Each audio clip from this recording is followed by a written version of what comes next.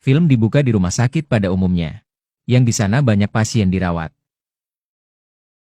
Terlihat seperti biasa, para perawat sedang merawat pasien pada umumnya. Dan di sini kita langsung diperkenalkan oleh pemeran utama kita yang bernama Susi. Susi dikenal sebagai perawat yang sangat baik dan selalu merawat pasien dengan tulus hati. Setelah itu, saat Susi sedang mengobrol dengan seorang dokter, ada seorang pasien kakek tua yang sedang marah-marah. Ia marah karena seorang perawat pria tidak merawatnya dengan baik. Dokter itu pun meminta maaf kepada kakek tersebut dan berjanji akan memberikan pelayanan terbaik. Dokter itu menjelaskan kepada Susi bahwa pasien tersebut adalah orang kaya. Karena sudah tua ia pun mulai sakit-sakitan. Dan si dokter itu pun menyuruh Susi untuk menjadi perawat kakek itu dan memberikan pelayanan terbaiknya. Susi pun menerima perintah dari dokter tersebut. Keesokan harinya saat jam kerja akan berakhir, rekan dari Susi meminta tolong untuk menggantikannya lembur. Karena ia ada urusan keluarga.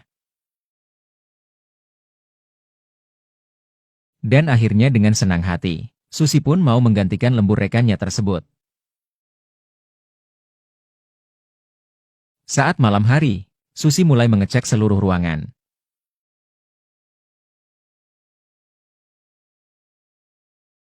Lalu Susi melihat ke ruangan kakek tua. Dan kakek itu masih belum tidur. Kita sebut saja kakek tua ini dengan nama kakek Sugiono.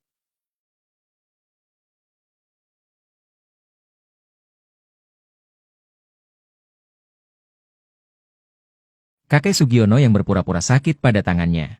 Ia menyuruh Susi untuk memijat tangannya. Dan tanpa pikir panjang, Susi pun mau untuk memijat tangan kakek Sugiono itu. Namun tanpa disangka, itu hanya akal-akalan kakek Sugiono saja. Ternyata ia bermaksud untuk menggoda Susi. Susi pun kaget, lalu ia pun memarahinya. Dan bergegas pergi meninggalkan ruangan kakek itu.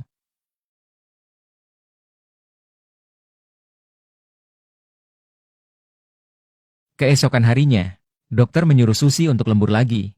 Dan Susi akhirnya mau untuk menjalankan perintah tersebut. Malam harinya, kakek Sugiono mengajak para pasien untuk menonton video rekaman saat Susi sedang ganti baju. Ternyata ia telah menaruh kamera di ruangan tempat Susi ganti baju dengan sengaja. Dan mereka pun akhirnya nobar bersama-sama. Setelah habis menonton, kakek Sugiono pun keluar dan memasuki sebuah ruangan sepi. Ia tahu kalau malam ini Susi lembur lagi. Setelah itu, Susi pun datang seperti biasa untuk mengecek setiap ruangan. Saat Susi mengecek dan memasuki sebuah ruangan, ternyata di situ sudah ada kakek Sugiono. Kakek Sugiono memberitahu Susi tentang video tersebut. Ia meminta Susi mau melakukan apa saja yang ia minta. Dan ia mengancam akan menyebarkan video itu jika Susi berani melawannya. Dan benar saja, kakek Sugiono pun akhirnya memaksa Susi untuk mencuci keris kakek Sugiono yang sudah lama berkarat. Keesokan harinya, Susi bekerja normal seperti biasanya. Saat memasuki ruangan kakek Sugiono, ia melihat kakek itu sedang menggodanya dengan video tersebut. Susi pun terlihat ketakutan.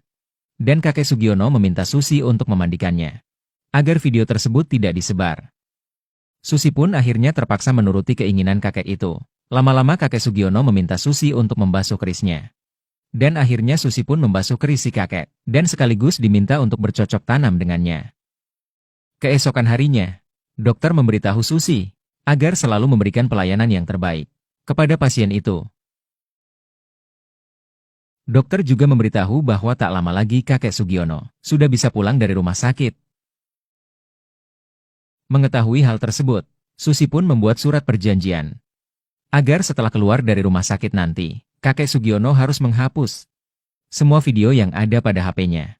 Dan Susi meminta kakek Sugiono menandatangani surat tersebut. Namun karena otaknya emang sudah kotor, kakek Sugiono membuat syarat. Susi harus melayaninya kali ini dengan servis terbaiknya. Dan dengan berat hati, akhirnya Susi pun menyetujuinya. Setelah melayaninya sesuai janji, Susi meminta kakek Sugiono agar mau menandatangani surat perjanjian itu. Dan kakek Sugiono pun menyetujuinya. Keesokan harinya, anak kakek itu menjemputnya, karena sudah waktunya untuk pulang. Namun kakek itu terlihat melawan karena tidak ingin pulang. Kakek ingin pulang besok harinya. Karena kesal, anaknya pun pulang dan meninggalkan ruangan. Di malam harinya, dokter pamit kepada Susi untuk pulang duluan. Dan jelas saja, hal tersebut tak disia-siakan si kakek untuk mencuci keris di malam terakhirnya di rumah sakit. Besoknya dokter memeriksa si kakek, dan akhirnya memperbolehkannya untuk pulang. Dan jelas saja, sebelum pulang kakek meminta kenang-kenangan kepada Susi. Di akhir film, tanpa disangka-sangka, ternyata kejadian semua itu telah disetting oleh si dokter. Dan film pun berakhir.